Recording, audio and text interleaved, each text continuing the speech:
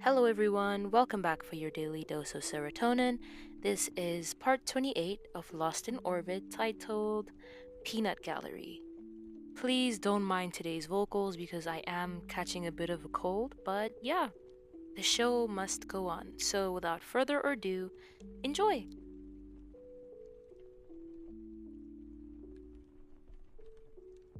Don't, Amira snaps, warning you.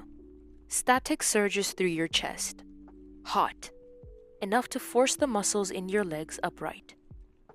Then what do you expect us to do, Amira? Walk up to every door and ask, hey, are you the one who posted the picture? You prod. Vocals steady. How can she shut down someone else's plan without a better alternative? Something other than brute forcing it. Crinkles form between your brows. A strain you can't soothe even if you wanted to. Spaces of wood creak below her heavy, purposeful steps. Don't say us like you've actually been trying, she spits. A flutter settles in your stomach. Not the light, airy butterflies that cause you to stumble over your words and smile like an idiot. This one ransacks every nerve in your body with cortisol, enticing the part of your brain that wants to put aside every rational thought and just say whatever the heck you want. But the words don't form fast enough. Right now, she continues, it kind of feels like only 2 out of 6 of us actually care about the fact that you could get banned tomorrow. Banned. The word you've all been avoiding like a disease. She says it so casually that shivers run up your spine, only motioning to herself and Senku. You blink. Kaede cuts in, appalled. Excuse me? I'll have you know that my emotional support has been top tier.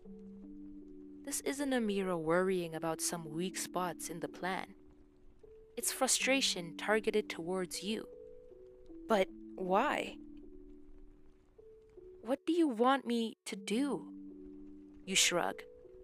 Genuine. With every word, she inches closer into the circular space below the dome. It holds no projected stars today, no constellations to soothe the goosebumps crawling up your spine.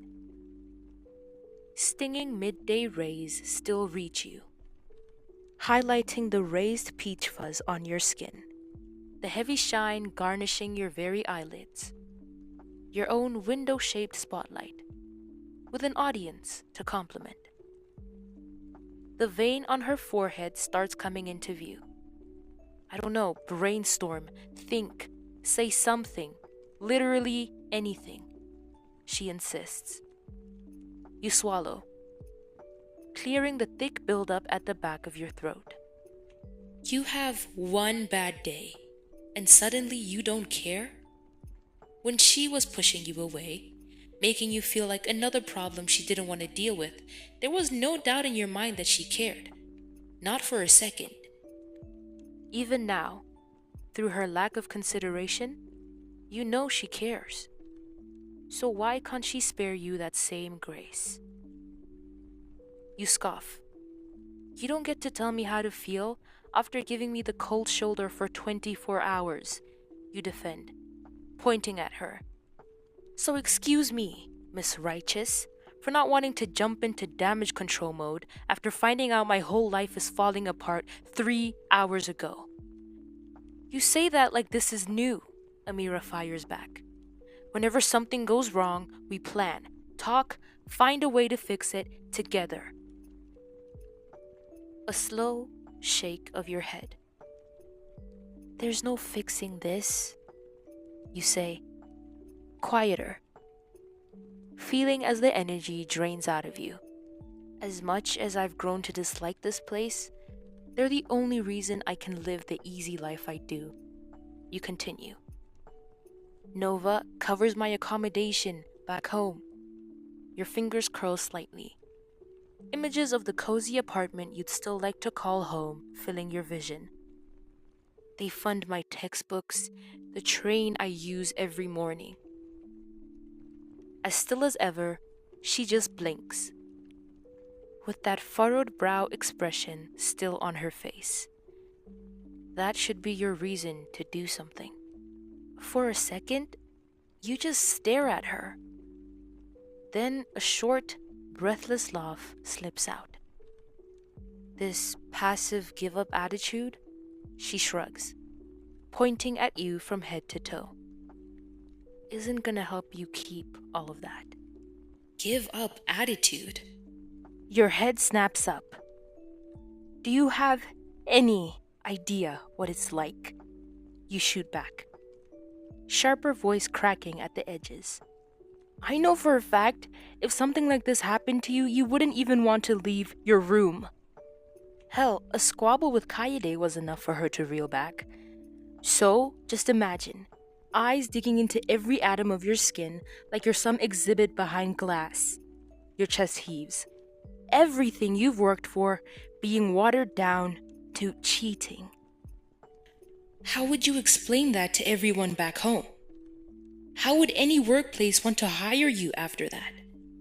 Not only do you consistently land second place, but you're now a cheater too. No one wants that kind of reputation representing their company. So you know what? Yeah, you're allowed to be sad right now. You almost miss Kaede's faint, "Guys, stop it," and Gen's, "Ladies," over the heavy breaths pouring from your lips. Heart stuttering like it can't decide on a rhythm. What are you supposed to do? Cry? Like you haven't been subjected to enough humiliation. Whispers whipping through your eardrums like lightning. Giggles you could hear from the other side of the cafeteria. The lunch ladies offering you nothing but tight-lipped sympathy and awkward glances you had to respond to with a pained smile. Amira shakes her head. Disappointment so evident in her scoff it dampens every crinkle on your face. It's suffocating, experiencing that same feeling from the people you value most. You fumble over your words. And not once does she look away from you. She lets out a sharp breath before turning on her heel, storming towards the hatch with heavy, echoing footsteps. I just need some air. Mira, hold on! Kaede scrambles after her, nearly tripping over herself. Despite also being a target of Amira's hurtful monologue, Kaede's still the first and fastest to help. Stopping, she looks back at you, eyes flickering between you and the door, torn, like leaving either side feels wrong. You just nod, urging her to go. Her chest jitters down with a shaky breath. I'll be back, promise. And just as fast as this conflict erupted, it dissipates, with a harsh thud of the hatch door, the force of it sending a few papers on the shelves floating away. Silence settles, uneven, fragile, the kind that rings in your ears after the noise disappears too fast. You can't even bring yourself to look at Gen or Senku, your gaze fixed somewhere useless, like the floor, hoping it might swallow you whole if you stare long enough. Wearily, Gen steps forward. Are you okay? A sharp nose burn sends your head craning back. Eyes glossing over faster than condensation forming on a cold surface under pressure. I'll be fine. It comes out shaky. So hoarse that Gen almost unfolds his arms to comfort you. Until you remind him, you should get to doing the security thing. You sniffle. We don't have much time. He straightens. Right. Clothes swaying, he makes his way over to Senku. You barely make sense of his speedy whispers, but the soft shut of the door is unmistakable, signaling his leave. At first, Your feet stay glued to the floor, body refusing to move like this is some sick joke. You drift towards the window sill on instinct.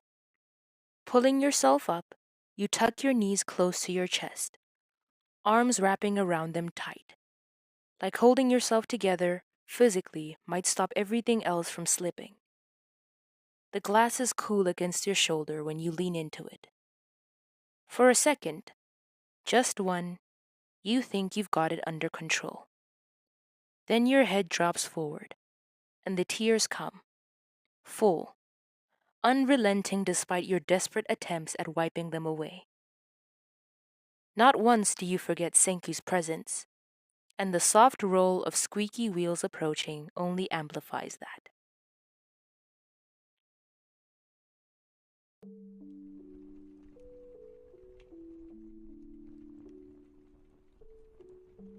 And that is the end of part 28, titled Peanut Gallery. So today we do have quite a heavy chapter, and for all my Wattpad readers, it is gonna be maybe a few more days before this can actually be uploaded because I have quite some editing to do on this chapter, quite a bit. But what do you guys think so far? Do you think Amira's right for being mad, or it's a little bit iffy and out of place? Just let me know what you think down in the comments. And without further ado, unless my vocals are being absolutely tarnished by this cold next week, then I will see you then. Thank you for listening, and goodbye.